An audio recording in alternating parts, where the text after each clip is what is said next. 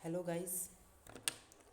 तो कल मैंने Indian regulatory framework chapter number 1 आपके बिजनेस लॉस का पूरा करा दिया था। मेरे को कई सारे व्यूज़ मिले। मैं आज एक और वीडियो बना रहा हूँ। प्लीज़ आप लाइक भी कीजिए अगर आपको पसंद आ रहे हैं मेरी वीडियो तो। ठीक है,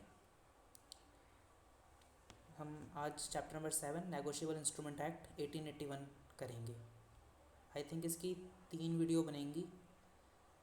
मैं स्मॉल स्मॉल ही बनाऊंगा कि आप धीरे धीरे करके अपना सिलेबस पूरा कर सकें। ठीक है, तो स्टार्ट करते हैं। आई थिंक कैमरे की ज़रूरत नहीं है, उससे थोड़ा सा व्यू छोटा ही हो जाता है, तो मैं बंद कर देता हूँ कैमरा। 1 मिनट।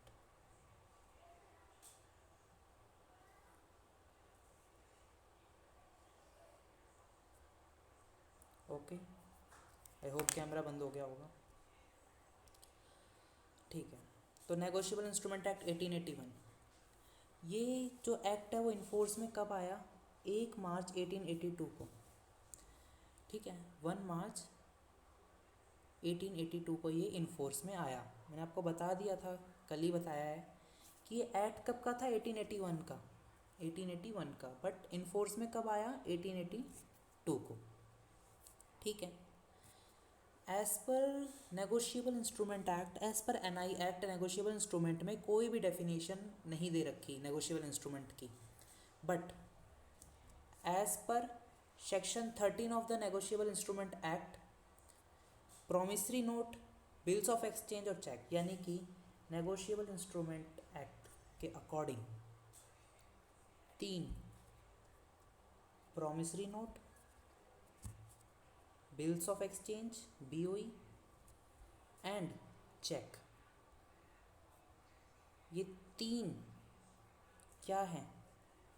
नेगोशिएबल इंस्ट्रूमेंट है। ठीक है, तो as per negotiable instrument act, negotiable instrument में नेगोशिएबल इंस्ट्रूमेंट की कोई डेफिनेशन नहीं दे रखी है। But as per section 13 of the negotiable instrument act, negotiable instrument act हमारे 3 हैं: promissory note, bills of exchange और चेक। प्रॉमिसरी नोट का सेक्शन क्या है? सेक्शन 4। बिल्स ऑफ एक्सचेंज का सेक्शन क्या है? सेक्शन 5। और चेक का सेक्शन क्या है? Section number 6। ठीक है, इसके बाद जो नेगोशिएबल इंस्ट्रूमेंट एक्ट है उसकी डेफिनेशन आईसीएआई की मॉड्यूल में दी हुई है, बट एक्ट में डेफिनेशन नहीं है। मैं पहले बता चुका हूँ, बट आईसीएआई मॉड्यूल में आपकी डेफिनेशन ये दे रखी है। Every document which is entitles a person to sum of money, let's suppose sum of money है 10,000 रुपीज़। एक हमारा कोई भी इंस्ट्रूमेंट लाइक अ पेपर या फिर कोई भी डॉक्यूमेंट जो एक पर्सन को एक सर्टेन सम ऑफ मनी का हकदार बनाता है, मालिक बनाता है, या उसको देने का वादा करता है, उसको negotiable instrument act negotiable instrument बोलते हैं। ठीक है, तो यही लिखा है, एवरी डॉक्यूमेंट, हर एक डॉक्यूमेंट विच इंटाइटल्स अ पर्सन, जो एक पर्सन को एक सर्टेन सम ऑफ मनी का मालिकाना हक देता है। ठीक है, उसको हक देता है उस मनी को कि वो उस मनी से मार्केट से कोई भी उसी वैल्यू की जो गुड्स है या सर्विसेज है वो ले सके। ठीक है, एंड विच इज़ ट्रांसफरेबल, जो नेगोशिएबल इंस्ट्रूमेंट है वो ट्रांसफरेबल है one person to another person. Let suppose हमारा 10 रुपीज़ का नोट, एक तरह से ये भी तो नेगोशिएबल इंस्ट्रूमेंट ही है। मैं बताता हूँ कैसे।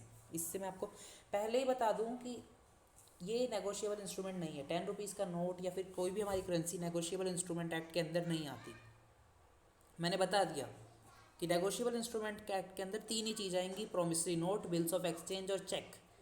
लेकिन जो ये 10 रुपीज़ का नोट है, ठीक है, इसके अंदर भी वो सारी चीज़ें नेगोशिएबल इंस्ट्रूमेंट एक्ट की है। ठीक है, ये किसी भी पर्सन के पास होता है तो वो 10 रुपीज़ का कोई भी आइटम या फिर कोई भी थिंग मार्केट से ले सकता है। तो एवरी डॉक्यूमेंट, ये भी एक तरह का डॉक्यूमेंट ही हुआ, विच इंटाइटल्स अ पर्सन, जो एक पर्सन को एक सम ऑफ मनी का ओनर बनाता है, एंड विच इज़ ट्रांसफरेबल, अब ये ट्रांसफ़र है, आज एक पर्सन के पास है, कल बी के पास हो जाएगा तो उसको बना देगा, ठीक है। ट्रांसफरेबल बाय डिलीवरी, ये डिलीवरी से हम ट्रांसफ़र कर सकते हैं, और बाय इंडोर्समेंट, या हम इसे इंडोर्समेंट कर सकते हैं। मैं बताऊंगा डिलीवरी का मतलब क्या होता है, इंडोर्समेंट का मतलब, चलो बता ही देता हूँ। डिलीवरी का मतलब हुआ कि ए पर्सन ने कोई चीज़ या कोई भी चीज़ बी को दी, तो इस ये क्या होती है, डिलीवरी। अब इंडोर्समेंट क्या होता है, इंडोर्समेंट में सेम एग्जांपल, ए ने कोई भी डॉक्यूमेंट बी को दिया, तो ए ने कोई डॉक्यूमेंट बी को दिया तो it is delivery. But endorsement में एक चीज़ होती है कि उसने साइन करके दिया, मतलब उसने साइन करके दिया तो वो इंडोर्समेंट हुई, लीगली इंडोर्समेंट डिलीवरी से वन स्टेप मोर है कि उसने साइन करके दिया, ठीक है। इसके बाद मैंने बता दिया as per law, as per section number 13 हमारे पास 3 तरह के डॉक्यूमेंट है, promissory note, bills of exchange और चेक। ये 3 ही मेनली क्या हैं, हमारे नेगोशिएबल इंस्ट्रूमेंट हैं, ठीक है। ये 3 क्या हमारे नेगोशिएबल इंस्ट्रूमेंट है। बट इंडिया में और भी इस टाइम ये नेगोशिएबल, जैसे हुंडी है, बियरर डॉक्यूमेंट है, शेयर वारंट्स है, डिविडेंड वारंट्स है, डिलीवरी ऑर्डर्स है और रेलवे रिसिप्ट्स हैं, ये सभी भी नेगोशिएबल इंस्ट्रूमेंट के अंदर आते हैं। जैसे 1881 में जब नेगोशिएबल इंस्ट्रूमेंट एक्ट बना था, तो उस टाइम ये सब चीज़ें नहीं होती थी, ये सब चीज़ें 1881 में नहीं होती थी, इसीलिए ये नेगोशिएबल इंस्ट्रूमेंट एक्ट के अंदर नहीं है, ठीक है।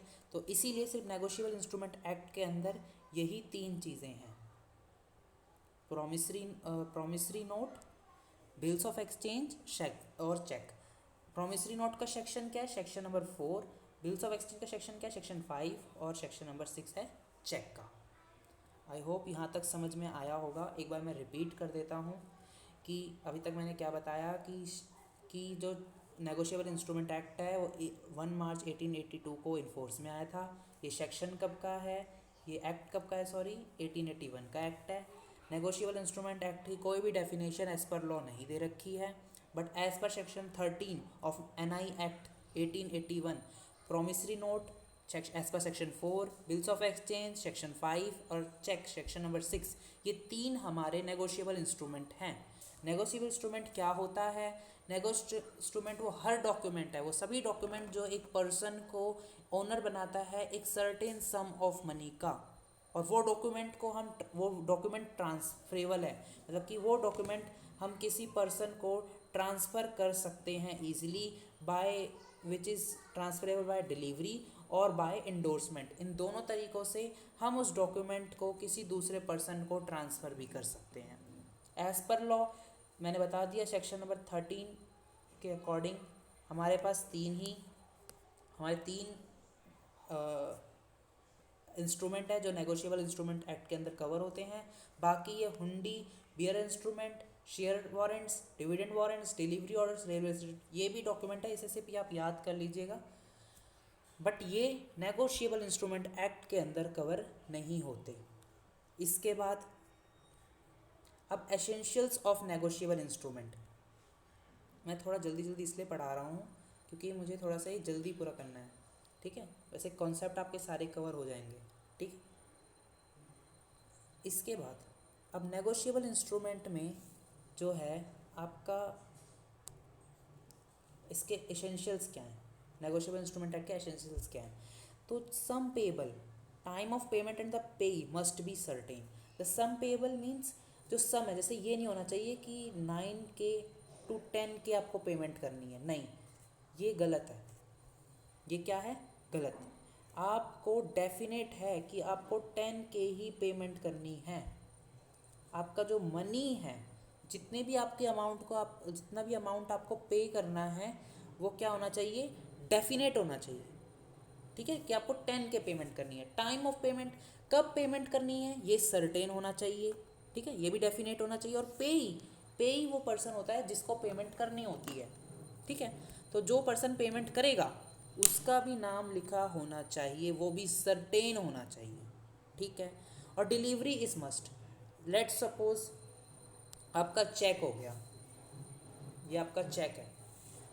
चेक में अगर आपने चेक बनाया, साइन कर दिया, अमाउंट लिख दिया, लेकिन और इसमें लिख दिया कि ए बी को पेमेंट करेगा। लेट्स सपोज आप ए हैं और आप बी को एक चेक देंगे कि पेमेंट करने के लिए, बट आपने वो चेक बी को दिया ही नहीं, तो ये हमारी डिलीवरी पूरी हुई ही नहीं, इंडोर्समेंट पूरी हुई नहीं।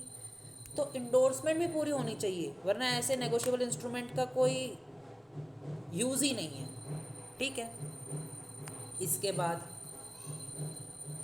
वो नेगोशिएबल इंस्ट्रूमेंट, ये इंपॉर्टेंट है कि नेगोशिएबल इंस्ट्रूमेंट एक्ट रिटर्न होना चाहिए, मतलब कि नेगोशिएबल इंस्ट्रूमेंट एक्ट का रिटर्न होना ज़रूरी है। नेगोशिएबल इंस्ट्रूमेंट एक्ट ओरल नहीं हो सकता, ठीक है। इट शुड बी साइंड, ये साइन भी होना चाहिए, ठीक है। नेगोशिएबल इंस्ट्रूमेंट एक्ट साइन भी होना चाहिए। Freely transfer from one person to another, मैंने बता दिया कि ये फ्रीली ट्रांसफ़र होना चाहिए एक पर्सन से दूसरे पर्सन को, ठीक है। यानी एक पर्सन दूसरे पर्सन को फ्री ट्रांसफ़र इसको कर सके,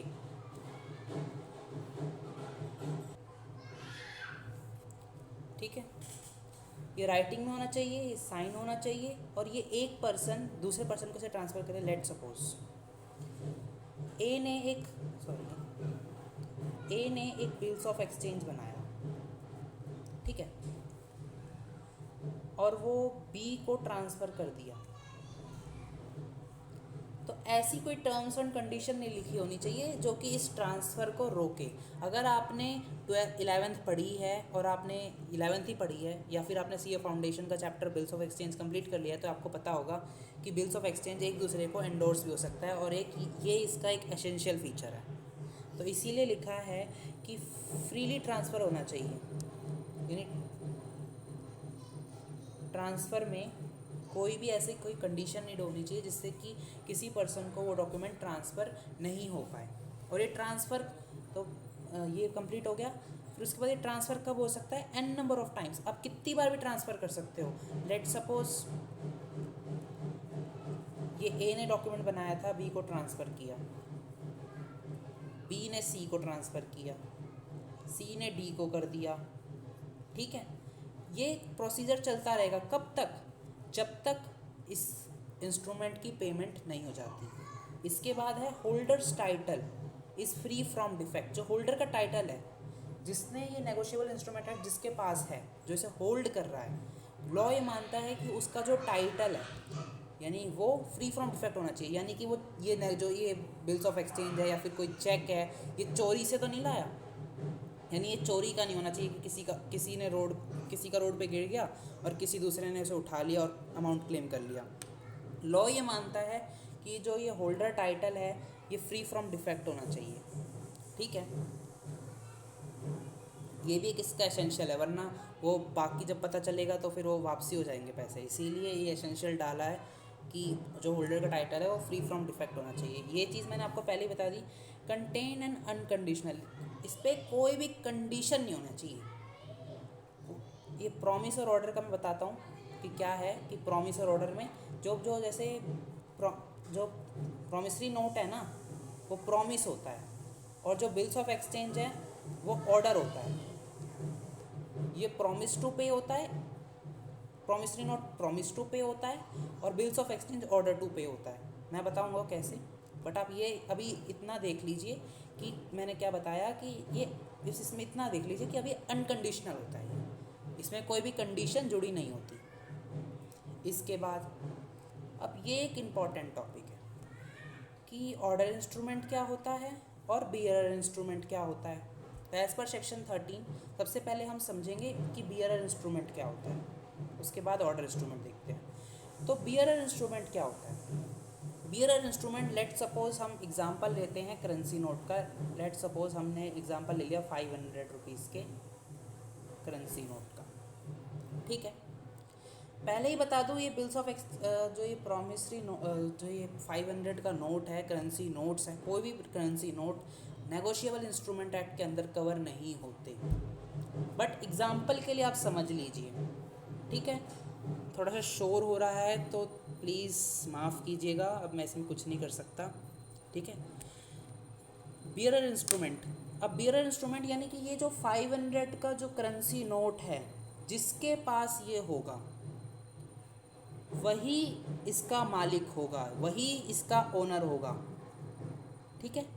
कोई मतलब नहीं है कि ये कैसे आया, बट जिसके पास ये 500 का नोट होगा वही मार्केट से कोई गुड्स और सर्विसेज रेंडर या बोरो कर सकता है, ठीक है, या सॉरी बोरो कर सकता है, ठीक है। रेंडर तो कैसे करेगा। तो बियर इंस्ट्रूमेंट वो इंस्ट्रूमेंट होते हैं, bearer instrument is a negotiable instrument which is express to be payable to bearer for which the last endorsement is blank. इसका क्या मतलब है, last endorsement is blank. Let's suppose ये बिल्स ऑफ एक्सचेंज है, let's suppose ये bills of exchange है, BOE है, ये बिल्स ऑफ एक्सचेंज है आपका, और इसमें लिखा हुआ है ए हैव टू पे।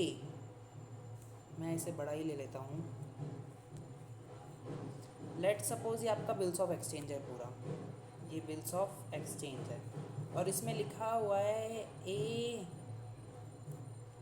हैव टू पे ₹10K to mister B. Example ले लो, अभी डेट वेट मैंने कुछ भी नहीं लिखी है, वो मुझे भी पता है, बट एक एग्जाम्पल ले लो कि ये एक इंस्ट्रूमेंट है जिसपे लिखा हुआ है ए हैव टू पे ₹10K टू मिस्टर बी, या इतना लिखा हुआ है, बस इसका इतना ले लो कि ए हैव टू पे ₹10,000, ठीक है, इतना लिखा हुआ है। तो ये एक बियरर इंस्ट्रूमेंट हुआ, जो इस इंस्ट्रूमेंट को बियर करेगा, यानी जिसके हाथ में इंस्ट्रूमेंट होगा वो पैसे ले लेगा, ठीक है।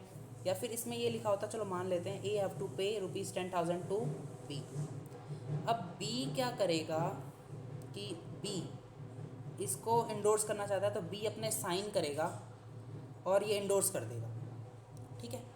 अब ये सी है, कोई सी है, जब पेमेंट आएगी सी अपना नाम लिख के वो पैसे ए से क्लेम कर लेगा, ठीक है। तो यही चीज़ में लिखी हुई है कि जैसे बियरर इंस्ट्रूमेंट में क्या है कि उसका जो, जैसे आपने चेक लिखा किसी के ऊपर, ए ने बी आई हैव टू पे ₹10K, ठीक है, ये लिख दिया। अब कोई भी बंदा अपना नाम लिख सकते, लेट सपोज मैंने मोहित लिख दिया, तो मैं बैंक से क्लेम कर लूँगा ये पैसे, ठीक है। ये उसने मेरे को किसी ए नाम के बंदे ने लिख के दिया था और उसने अपने साइन कर दिए, लेकिन इस पर ये नहीं लिखा कि ये पेमेंट किसको देनी है, उस जगह इसने ब्लैंक छोड़ दिया, तो मैं क्या लिखूँगा, अपना नाम लिख के क्लेम कर लूँगा, क्योंकि उसने तो साइन कर दिया और ये नहीं लिखा कि किसको देने हैं पैसे, तो मैं अपना नाम लिख के ले लूँगा बैंक से पैसे, ठीक है।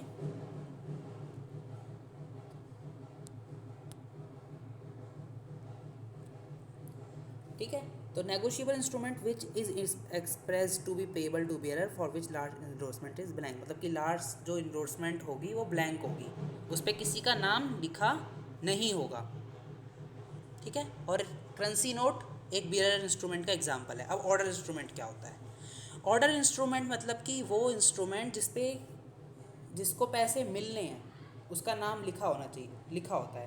लेट सपोज हम एग्जांपल इन दोनों का एक साथ ले लेते हैं, ये है हमारा बियरर, ये है हमारा ऑर्डर इंस्ट्रूमेंट। बियरर में क्या होगा कि ए हैव टू पे, या फिर ऐसा लिख दो, प्रोमिसरी नोट बनाया समझ लो, या फिर इसने ए हैव टू पे डैश, या फिर ए हैव टू पे 10K टू मिस्टर डैश, इसमें नहीं लिखा किसी का भी नाम, और ऑर्डर में नाम लिखा है कि ए हैव टू पे 10K टू मिस्टर बी, ठीक है। इसमें नाम लिखा हुआ है कि किसको पैसे देने हैं, और इसमें नहीं लिखा हुआ, तो कोई भी, जैसे मिस्टर सी है, अपना नाम लिख के ये पैसे ले सकता है ना। अपना नाम लिख के ये पैसे ले सकता है कौन? Mister B. यहाँ पे अपना नाम लिख लेगा, इधर कुछ भी नहीं लिखा हुआ, मिस्टर सी अपना नाम लिख लेगा और ये पैसे क्या कर लेगा? क्लेम कर लेगा। ठीक है, तो यही होता है ऑर्डर इंस्ट्रूमेंट। ऑर्डर इंस्ट्रूमेंट में उस व्यक्ति का नाम लिखा होता है जिसको पेमेंट मिलनी है, और बियरर इंस्ट्रूमेंट में उस व्यक्ति का नाम नहीं लिखा होता जिसको पेमेंट मिलनी है। तो कोई भी जाके जिसके हाथ में वो इंस्ट्रूमेंट है वो क्लेम कर सकता है पैसे। ठीक है, अब endorsement of negotiable instrument act. अब इंडोर्समेंट क्या है? इंडोर्समेंट कैसे होगी नेगोशिएबल इंस्ट्रूमेंट एक्ट में? इन द केस ऑफ ऑर्डर बताते हैं। सबसे पहले हम ये केस ले लेते हैं कि ऑर्डर नहीं है, ये बियरर है। सबसे पहले हम ये वाला केस समझ लेते हैं कि बियरर के केस में कैसा होगा पहले। ठीक है, बियरर का केस समझ लो। Endorsement of negotiable in the case of bearer. Bearer में तो आपको क्या करना है कि आपने एक नेगोशिएबल इंस्ट्रूमेंट एक्ट लिखा और सिर्फ आप ए ने लिखा और सिर्फ बी को दे दिया, तो ये हो गया बस डिलीवरी कर दी बस। Endorsement of negotiable act negotiable instrument in the case of bearer में क्या होता है? सिर्फ डिलीवरी होती है कि आपको बस ए को वो देना है, बस ख़त्म हो गई endorsement. But in the case of order में ये नहीं चलेगा कि आपने दे दिया। ए ने बी को दे तो दिया, मैंने आपको पहले बताया, शायद इंडोर्समेंट बता दिया मैंने आपको। ए ने बी को दिया, बट एक चीज़ और कर दी कि उसने साइन कर दिया। ठीक है, तो ये हो गई ऑर्डर के केस में। भाई ऑर्डर के केस में इसीलिए साइन करना ज़रूरी है क्योंकि ऑर्डर के केस में मैंने आपको पहले भी बताया था कि कोई भी इंस्ट्रूमेंट है उसमें लिखा हुआ है कि अमाउंट किसको पे करना है। जैसे कि मैं आपको एक और बार बता देता हूँ, देखो ये है आपका ऑर्डर, ये है आपका बियरर। बियरर में ए देगा 10,000 रुपये, किसको? नहीं लिखा, बट ऑर्डर में ए देगा 10,000 रुपये, किसको? बी को, ये लिखा हुआ है। तो ये नहीं लिखा तो आप इस इंस्ट्रूमेंट की डिलीवरी कर दो। जिसको भी लेना होगा, जिसके हाथ में वो इंस्ट्रूमेंट होगा, वो अपना नाम लिख लेगा। लेट सपोज मैंने सी लिख दिया, मैं सी हूँ, मैंने सी लिख दिया और पैसे क्लेम कर लिए। तो आपने क्या किया? सिर्फ डिलीवरी। बट बी कैसे डिलीवरी करेगा?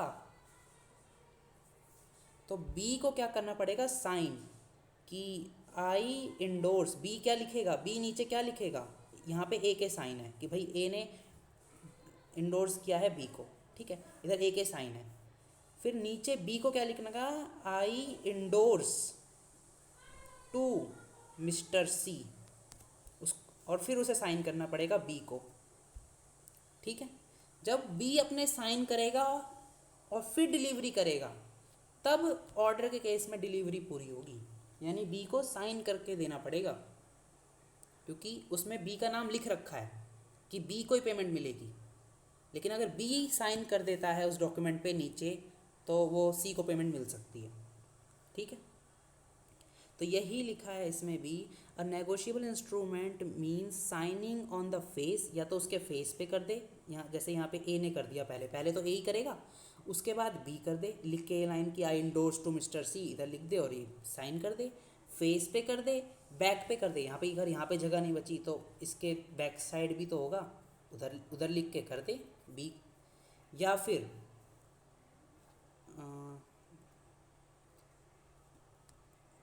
फिर कोई दूसरा पेपर, अगर ये पूरा पेपर भर चुका है, आगे से भी भर चुका है और पीछे से भी भर चुका है, तो दूसरा पेपर एनेक्स्ड लिखा हुआ ना, दूसरे पेपर पे लिख के कर दे। ठीक है, तो ये होता है endorsement in the case of order. छोटा सा पॉइंट है, तो आपने मेन समझ लिया कि कब इन्फोर्स में आए, नेगोशिएबल इंस्ट्रूमेंट की डेफिनेशन क्या होती है। वो हर एक डॉक्यूमेंट जो किसी पर्सन को एक सर्टेन सम ऑफ मनी का ओनर बनाता है वो नेगोशिएबल इंस्ट्रूमेंट होता है। ये नेगोशिएबल इंस्ट्रूमेंट होता है। लॉ की नज़रों में नेगोशिएबल इंस्ट्रूमेंट एक्ट कौन कौन है as per negotiable instrument act, और कौन कौन से नेगोशिएबल इंस्ट्रूमेंट है एक्ट हैं, सॉरी नेगोशिएबल इंस्ट्रूमेंट है, बट वो लॉ में कवर नहीं है। एसेंशियल्स क्या है नेगोशिएबल इंस्ट्रूमेंट के, ये भी कवर हो रखा है, ये सारे पॉइंट मैंने आपको बता दिए एक के बाद एक। इसके बाद इंडोर्समेंट ऑफ नेगोशिएबल इंस्ट्रूमेंट भी बता दिया। इसके बाद एसेंशियल्स,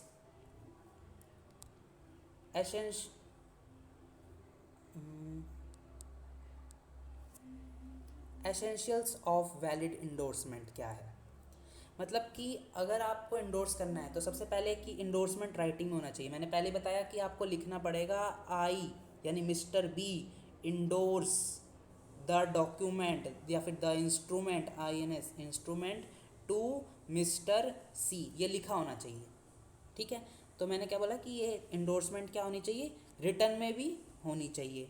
इसके बाद endorsement shall be not be valid it unless it is sine, अगर वो साइन नहीं है, यानी लिखने के बाद क्या करना था, साइन भी करना था ना मिस्टर बी को, ये बी के मैंने साइन कर दिए देखो। ठीक है, तो मिस्टर बी को सिर्फ लिखना नहीं है, साइन भी करना है, तो इट मस्ट बी साइन। और the endorsement shall be valid only if the negotiable instrument is signed by the holder, और उसको साइन भी कौन करेगा, मिस्टर बी करेगा या फिर मिस्टर कोई जेड आके अपने साइन कर लेगा, नहीं मिस्टर बी ही साइन करेगा, क्योंकि वही उस नेगोशिएबल इंस्ट्रूमेंट एक्ट का होल्डर है, ओनर है। ठीक है, तो वही साइन करेगा। अब इसके बाद दोबारा से मैं रिपीट कर रहा हूँ, मैं रिपीट बार बार करता हूँ जिससे आपको याद रहे। मैंने आपको क्या बताया था कि जो हमारा नेगोशिएबल इंस्ट्रूमेंट होता है, as per negotiable instrument act हमारे 3 नेगोशिएबल इंस्ट्रूमेंट है, एज़ पर NI एक्ट हमारे 3 हैं, promissory note, bills of exchange और चेक। बता चुका हूँ। बिल्स ऑफ प्रॉमिसरी नोट का क्या सेक्शन है, 4, बिल्स ऑफ एक्सचेंज का है 5 और चेक का क्या है, सेक्शन 6। ठीक है, अब ये आपका पहले है प्रॉमिसरी नोट। प्रॉमिसरी नोट क्या होता है, पहले आप तो उसे समझिए। कोई ए पर्सन है, चलो मैंने नीचे समझा भी रखा है, चलो मैं दोबारा समझाता हूँ। जैसे कोई ए पर्सन है, ए पर्सन है, एक बी पर्सन है। ठीक है, ये ए पर्सन हो गया, ये बी पर्सन हो गया। ठीक है, बी ने कुछ गुड्स और सर्विसेज ए से ली। ठीक है, कुछ बी ने गुड्स एंड सर्विसेज ए से ली और ए ने, उसके पास अभी पेमेंट नहीं थी, उसके पास पैसे नहीं थे, तो उसने एक प्रॉमिसरी नोट बी को दिया, एक प्रॉमिसरी नोट बी को दिया कि मैं आपको इतनी तारीख को इतने पैसे दे दूंगा। जैसे लेट्स सपोज 10K के उसने गुड्स और सर्विसेज खरीदे और अभी ए के पास पैसे नहीं हैं, तो उसने प्रॉमिसरी नोट लिख के दिया कि मिस्टर बी मेरे पास अभी, मतलब कि अभी मिस्टर ए के पास पैसे नहीं थे, तो मिस्टर ए ने बी को प्रॉमिसरी नोट लिख के दिया कि मैं आपको 10K की पेमेंट कर दूंगा, बाद में किसी तारीख को कर दूंगा। मतलब किसी तारीख नहीं, तारीख सर्टेन होनी चाहिए, उसमें लिखी होनी चाहिए। ठीक है, तो बस यही होता है कि ए ने लिख के दिया प्रॉमिसरी नोट बी को, और जब ड्यू डेट आएगी, यानी जब पैसे लेने का दिन आएगा, तब मिस्टर बी वही प्रॉमिसरी नोट ए को देगा और बोलेगा देखो मिस्टर ए, आपने प्रॉमिस किया था इतने पैसे देने का, तो आप वो दे दीजिए। ठीक है, तो इसीलिए मैंने बोला था कि जो प्रॉमिसरी नोट है वो क्या होता है, प्रॉमिस टू पे। प्रॉमिसरी नोट क्या होता है, प्रॉमिस टू पे, इसीलिए वो प्रॉमिस टू पे होता है। ठीक है, तो यही है, इसमें सेक्शन लिखा है according to section 4 of negotiable instrument act 1881, a promissory note is a instrument in return. किस में होना चाहिए, रिटर्न में। इसमें बैंक नोट नहीं आ सकता, मैंने आपको पहले ही मना कर दिया। Bank note not being a bank note और अ करेंसी नोट, इसमें बैंक नोट नहीं आ सकता, करेंसी नोट नहीं आ सकता। इसके अलावा एन अनकंटेनिंग, क्या लिखा है, कंटेनिंग एन अनकंडीशनल अंडरटेकिंग, इसमें क्या होनी चाहिए, एक अनकंडीशनल अंडरटेकिंग होनी चाहिए, यानी इसमें कोई कंडीशन नहीं जुड़ी होनी चाहिए इसके साथ कि मैं ये हो जाएगा तो इसलिए पेमेंट करूँगा, या फिर कोई भी कंडीशन जोड़ दे, नहीं, कोई भी कंडीशन नहीं होनी चाहिए, बस इतना ही लिखा होना चाहिए, ड्रॉअर कौन है, ड्रॉई कौन है और कितना अमाउंट पे करना है और टाइम क्या है। तो not containing N unconditional undertaking and signed by a maker, containing N unconditional, मतलब कि अनकंडीशनल कंडीशन नहीं होनी चाहिए उसमें, ठीक है। और साइंड बाय द मेकर, मतलब कि साइन भी तो होने चाहिए, वरना वो तो खुद भी कोई भी लिख लेगा ऐसे तो signed by the maker to pay a certain sum of money, ठीक है। एक सर्टेन सम ऑफ मनी भी कि एक certain sum of money to the order और सर्टेन पर्सन और बियरर ऑफ द इंस्ट्रूमेंट। यानी कि प्रोमिसरी नोट कैसा भी हो सकता है, बियरर हो सकता है, बियरर हो सकता है, या फिर ऑर्डर इंस्ट्रूमेंट हो सकता है, ठीक है। उस पर्सन का नाम लिखा हो या नहीं लिखा हो, कि भाई मेरे को ज़रूरी थोड़ा ना कि ए लिख के दे, A have to I have to pay, I am A and I have to pay इतना रुपीज़ टू मिस्टर डैश भी हो सकता है, कुछ भी ना लिखे, तो ये बियरर इंस्ट्रूमेंट बन जाएगा, ठीक है। तो यही होता है प्रोमिसरी नोट। मैंने आपको मेन बता दिया कि प्रोमिसरी नोट होता क्या है, ठीक है। तो आपको मैंने प्रोमिसरी नोट समझ में आ गया होगा। इसके इसेंशियल्स, अब प्रोमिसरी नोट के इसेंशियल बता देता हूँ। तो ये रिटर्न में होना चाहिए, जो प्रोमिसरी नोट है वो रिटर्न में होना चाहिए। मैंने आपको पहले बताया कि ये रिटर्न में होना चाहिए, हर चीज़ रिटर्न में होनी चाहिए। It must be express promise, जो प्रॉमिस होना चाहिए वो एक्सप्रेस होना चाहिए, इम्प्लाइड नहीं होना चाहिए। अगर आपने चैप्टर नंबर 1 पता है तो आपको पता होगा कि एक्सप्रेस क्या होता है, इम्प्लाइड क्या होता है। इम्प्लाइड प्रॉमिस वो प्रॉमिस होते हैं कि किसी पार्टी के कंडक्ट करने से ये पता चला कि प्रॉमिस उसने किया है, ठीक है। इम्प्लाइड वो होते हैं, तो इम्प्लाइड नहीं होना चाहिए, वो आपको रिटर्न में लिख के दे कि हाँ मैंने प्रॉमिस किया है। अगर आपने चैप्टर नंबर 2, अब तो चैप्टर नंबर 2 हो गया है, अब तो चैप्टर नंबर 2 अगर आपने नहीं पढ़ा तो कोई बात नहीं, अभी आप सिर्फ समझ लीजिए प्रॉमिस, ठीक है। It must have been promise to pay a certain sum of money to a person, ठीक है। इसके बाद ये डेफिनेट होना चाहिए। मैं अभी आपको एग्जांपल से समझाऊंगा कि डेफिनेट क्या होता है और अनकंडीशनल प्रॉमिस मतलब कि, ठीक है। इसके बाद अब ये डेफिनेट होना चाहिए और अनकंडीशनल होना चाहिए। एक मस्त एग्जांपल हमारे ICI मॉड्यूल के अंदर है, मैं आपको बताता हूँ। मुझे भी थोड़ा वो इलॉजिकल लगता है, बट क्या कर सकते हैं। उसमें लिखा हुआ है, मैं आपको थर्ड वाला पॉइंट ही समझा रहा हूँ, थोड़ा सा एक्सप्लेन करके समझा रहा हूँ, क्योंकि वो ये वाला point I think case study में पक्का आ सकता है। इसके चांसेस मैं बोलता हूँ 40-50% है कि ऐसा कोई एग्जांपल आएगा। उसमें क्या लिख रखा है कि इसमें मतलब कि नेगोशिएबल इंस्ट्रूमेंट एक्ट क्या होना चाहिए, डेफिनेट होना चाहिए। इसमें एक पहला पॉइंट था ना कि नेगोशिएबल इंस्ट्रूमेंट एक्ट डेफिनेट होना चाहिए और अनकंडीशनल होना चाहिए। मैं आपको दिखा देता हूँ, ये देखो, डेफिनेट होना चाहिए और अनकंडीशनल होना चाहिए। It is definite and unconditional. ये पीछे लिख देता हूँ मैं, इसमें क्या लिखा था,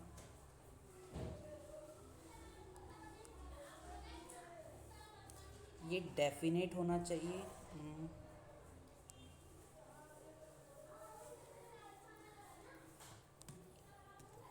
इसमें लिखा था ना डेफिनेट एंड अनकंडीशनल, ठीक है। अब मैं आपको इसमें मतलब समझाता हूँ इसका। इसमें क्या है कि जैसे ए पर्सन है बी, उसने बोला कि मैं आपको 10K दूंगा अगर सी मर जाता है तो। यानी कि क्या बोला उसने, ए ने बोला किसको, बी को, कि मैं आपको 10,000 रुपीज़ दूंगा अगर सी मर जाता है, ठीक है। एज क्या होता है कि एज़ पर बुक, आपकी बुक ने क्या बोल रखा है कि जो डेथ है, मैंने इसका रीज़न जानने की कोशिश करी कि, तो क्या लिख रखा था कि जो डेथ होती है हमारी, जो डेथ है वो सर्टेन इवेंट है, यानी हर किसी को एक ना एक दिन मरना है, ठीक है। तो इसीलिए ये वैलिड है कि क्या वैलिड है कि ए ने बी को प्रॉमिस किया, क्या प्रॉमिस किया कि मैं आपको 10K दूंगा अगर सी मर जाता है तो ये एक वैलिड प्रॉमिसरी नोट होगा, ठीक है, या फिर वैलिड, इसका ये वैलिड होगा, ठीक है। बट आप ये नहीं कह सकते कि ए बी को 10,000 रुपीज़ देगा अगर सी मर जाता है 1 जनवरी 2025 से पहले, ये इनवैलिड होगा।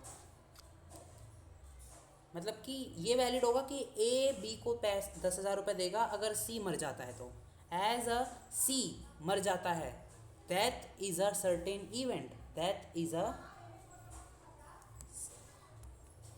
That is a certain event. मैंने देखा क्या बता रखा है उन्होंने, तो उन्होंने बोल रखा है that is a certain event, सबको एक ना एक दिन मरना ही है। तो इसीलिए पहला वाला वैलिड होगा, लेकिन दूसरा वाला वैलिड क्यों नहीं होगा? क्योंकि ये तो वैलिड, ये तो सर्टेन नहीं है ना कि वो 1 जनवरी 2025 से पहले ही मरेगा, ये चीज़ किसी में भी सर्टेन नहीं है। तो इसीलिए दूसरा वाला इनवैलिड होगा कि वो अगर तारीख जुड़ी होगी तो वो इनवैलिड है, अगर तारीख नहीं जुड़ी तो वैलिड है, क्योंकि दैट इज सर्टेन। तो ये एक्सेप्शन दे रखा है एज पर मॉड्यूल, ठीक है। इसके बाद साइन बाय द मेकर, ये जो नेगोशिएबल इंस्ट्रूमेंट है वो मेकर ने साइन किया होना चाहिए। भाई ऐसे तो कोई भी इंस्ट्रूमेंट बना के किसी को भी देगा कि भाई आपने प्रॉमिस किया था, ठीक है।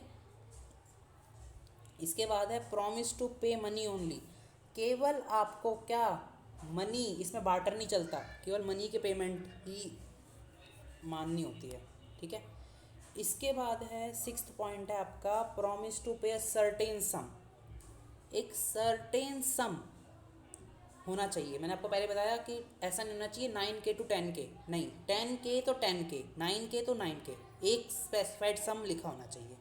बट इसकी भी एक एक्सेप्शन है कि अगर कुछ ऐसी चीज़ कॉन्ट्रैक्ट में लिखी गई है, जैसे कि ए बी को पेमेंट करेगा कैसे, एक 10K प्लस इंटरेस्ट, और इंटरेस्ट बोल रखा है कि इंटरेस्ट इज़ 10% या 12% पर एनम। तो ये निकालना आसान है कि जब टिल पेमेंट ये लिखा है एक में कि ए बी को पेमेंट करेगा 10,000 रुपये, जो कि प्रिंसिपल है, प्लस इंटरेस्ट पेमेंट करेगा। और इंटरेस्ट कैसे, 12% पर एनम टिल पेमेंट, जब तक पेमेंट नहीं हो जाती तब की तारीख, जब लिया है और तब की तारीख तक जब तक पेमेंट नहीं करता तब तक का इंटरेस्ट 12% पर एनम के हिसाब से देना होगा। तो इसमें बता दिया, स्पेसिफाइड कर दिया कि आपको पेमेंट कैसे करनी है, तो ये वैलिड होगा। Promise to pay certain sum of money if the language of promissory note in such a way that the amount payable can be easily ascertained. हम जो अमाउंट ऑफ पेमेंट है वो हम आसानी से निकाल सकते हैं, जैसे प्रिंसिपल से हम प्रिंसिपल और इंटरेस्ट को जोड़ के आराम से निकाल सकते हैं, तो ये चीज़ वैलिड होगी, ठीक है। इसके बाद है पेयर एंड मेकर एंड पेई मस्ट बी सर्टेन। जो मेकर है और पेई है वो सर्टेन होने चाहिए, मतलब दोनों सर्टेन लोग होने चाहिए, और ये डेफिनेट और डिफरेंट पर्सन होने चाहिए। डेफिनेट होना चाहिए, ये दोनों सर्टेन होने चाहिए, डेफिनेट और डिफरेंट पर्सन होने चाहिए।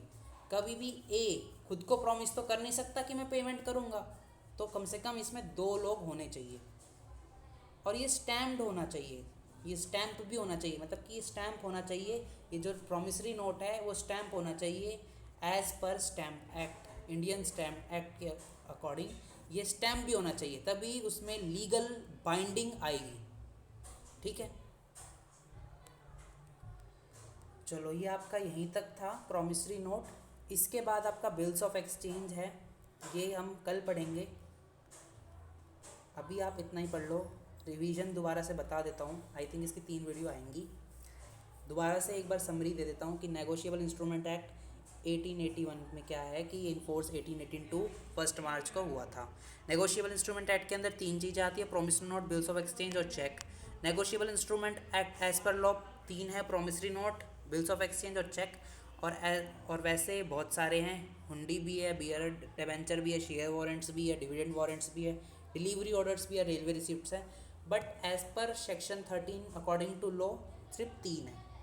इसके बाद एसेंशियल्स ऑफ नेगोशिएबल इंस्ट्रूमेंट में क्या है कि जो सम है वो सर्टेन होना चाहिए, टाइम भी सर्टेन होना चाहिए, और जिसको पेमेंट करनी है वो भी आदमी भी सर्टेन होना चाहिए। डिलीवरी मस्ट होनी चाहिए, राइटिंग में होना चाहिए, साइन होना चाहिए, ये ट्रांसफरेबल होना चाहिए एक पर्सन से दूसरे पर्सन को, और होल्डर का टाइटल फ्री फ्रॉम डिफेक्ट होना चाहिए, और कैन ठीक है। उसके बाद कैन बी ट्रांसफरेबल, वो n नंबर टाइम्स, कितने नंबर ऑफ टाइम्स ट्रांसफरेबल हो सकता है, वो कितने भी नंबर ऑफ टाइम ट्रांसफरेबल है जब तक उसकी पेमेंट नहीं हो जाती। और ये अनकंडीशनल होना चाहिए, प्रॉमिस और ऑर्डर टू पे। प्रॉमिस टू पे आपको समझ में आना चाहिए, जैसे प्रिंसिपल जो प्रॉमिसरी नोट है वो प्रॉमिस टू पे होता है, ठीक है, और bills of exchange order to pay होता है, वो कल बताऊंगा। इसके बाद आपको बताना चाहिए ऑर्डर इंस्ट्रूमेंट क्या होता है, बियरर इंस्ट्रूमेंट क्या होते हैं, ये भी मैंने आपको बता दिया कि ऑर्डर इंस्ट्रूमेंट वो इंस्ट्रूमेंट होते हैं जिसमें किसी पर्सन का नाम लिखा होता है जिसको पेमेंट मिलनी है, और बियरर इंस्ट्रूमेंट में नहीं लिखा होता। इंडोर्समेंट कैसे होती है ऑर्डर इंस्ट्रूमेंट और बियरर इंस्ट्रूमेंट की?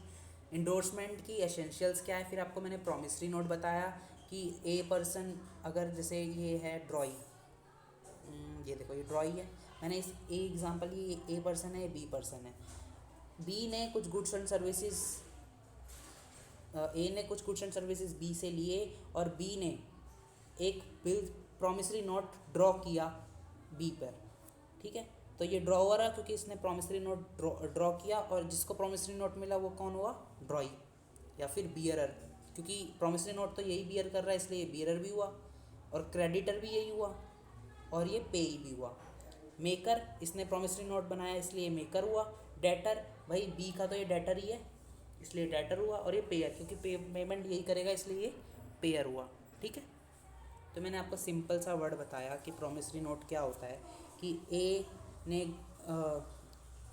गुड्स और सर्विसेज बी के लिए, और उसके पास अभी पैसे नहीं है तो उसने प्रॉमिसरी नोट बना के दे दिया कि एक टाइम पे as a specified date B A को वही प्रॉमिसरी नोट दिखा के वो certain sum of money collect कर लेगा। फिर मैंने बताया कि वो रिटर्न में होना चाहिए, प्रॉमिस क्या हो, एक्सप्रेस होना चाहिए, इम्प्लाइड नहीं होना चाहिए, और अनकंडीशनल होनी चाहिए, और डेफिनेट होना चाहिए। डेफिनेट मतलब कि जो जो जो कोई कंडीशन है, मतलब कि कंडीशन तो वैसे होती ही नहीं है, लेकिन वो डेफिनेट होना चाहिए, मतलब कि जो इवेंट है वो सर्टेन होना चाहिए। मेकर से साइन होना चाहिए, जो मेकर वो साइन करेगा, सिर्फ मनी के ही अमाउंट भरी जाएगी इसमें, मतलब कि मनी के टर्म्स में ये होता है, और एक सर्टेन सम ऑफ मनी देगा, प्रॉमिस टू पे सर्टेन सम, ठीक है। मेकर पे ही मस्ट भी सर्टेन होना चाहिए, मेकर और पे ही सर्टेन होना चाहिए, डेफिनेट होना चाहिए, और डिफरेंट पर्सन होना चाहिए। ये नहीं कि एक ही पर्सन हो गया, ए कभी भी खुद को पेमेंट नहीं कर सकता, ठीक है। एक इसमें एक ये चीज़ जो मैंने आपको बताना शायद भूल गया, promissory note payable to bearer. जो प्रॉमिसरी नोट है वो पेबल टू बेरर नहीं हो सकता। देखो as per negotiable instrument act वो हो सकता है, but as per RBI act कभी भी जो प्रॉमिसरी नोट है पेबल टू बेरर नहीं हो सकता। पेबल टू बेरर हो गया तो यानी कि वो तो बंदा तो सरकार बन गया। पेबल टू बेरर क्या होता है, जैसे 10 रुपये का नोट है, ये है promissory note payable to bearer, क्योंकि only RBI and central government, ये देखो इधर लिखा हुआ है, only RBI and central government make promissory note payable to bearer, ठीक है। पेबल टू बेरर तो एक तरह से फिर तो करेंसी नोट बन गया, आप करेंसी नोट थोड़ा ना छाप सकते हो, ठीक है, इसलिए promissory note payable to bearer नहीं होता एज पर आरबीआई एक्ट, ठीक है। बट नेगोशिएबल इंस्ट्रूमेंट एक्ट में क्या लिखा है, हो सकता है, बट आरबीआई एक्ट ने इसे डोमिनेट कर दिया, ठीक है। मैंने कल आपको बताया था ये डोमिनेट वाला प्रोसीजर भी, कि कोई एक्ट किसी को डोमिनेट कर सकता है, तो आरबीआई एक्ट ने डोमिनेट किया कि only RBI and central government can make the bearer instrument of promissory note, है ना। अगर ये पावर सबको मिल गई तो सभी प्रॉमिसरी नोट बना के घूमेंगे, और एक तरह से करेंसी ही हो जाएगी वो तो, ठीक है। तो बियरर ऑर्डर आप कर सकते हो, ऑर्डर प्रॉमिसरी नोट कि इसी पर्सन को पेमेंट करना है, लेकिन बियरर आप प्रॉमिसरी नोट जारी नहीं कर सकते। इसके बाद ये स्टैम्प होना चाहिए अंडर इंडियन स्टैम्प एक्ट, ये आपको बता दिया। इसके बाद कल हम बिल्स ऑफ एक्सचेंज पढ़ेंगे,